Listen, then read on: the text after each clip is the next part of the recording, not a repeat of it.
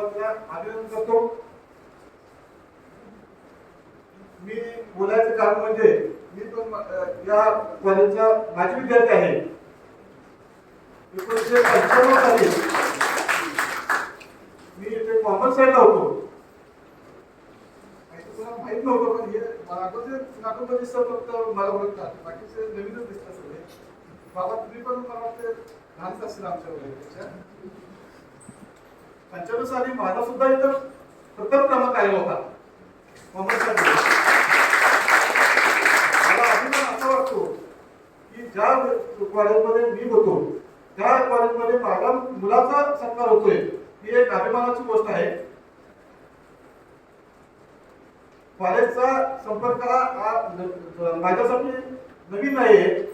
त्याच्यामध्ये माझ्या भावाचा मुलगा पण शिकलेला होता, त्याला पण 90% मार्क्स मिळाले होते, तो पण टॉपर होता. माझी मुलगी सुद्धा 2 वर्षापूर्वी ह्याच कॉलेजमध्ये होते, तिला पण 80% मार्क्स मिळाले होते. सांगायचं तात्पर्य एवढेच की हे विद्यामंदिर हायस्कूलचे नाव हे पहिल्यापासूनच 1 नंबरला आहे. आता हे काही नवीन नाही आणि इथून पुढे सर्वांनी विद्यार्थ्यांनी चांगली मार्क्स मिळवले आहेत आणि इथून पुढे चांगले मार्क्स मिळवतील.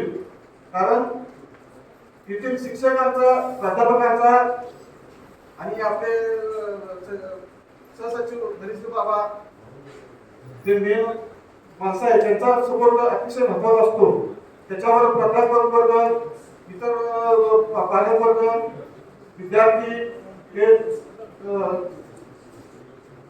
काम करत असतात. तर या सर्वांनी सहकार्य केलं आणि विद्यार्थ्यांना मध्ये सांगायचं आहे की आता जी मार्क्स मिळालेले आहेत ते काही आपला शेवट नाहीये, ही आताची सुरुवात आहे. कुणाला 100 मार्क्स मिळाले असतील, कुणाला 98 मिळाले असतील, कुणाला 92 मिळाले असतील.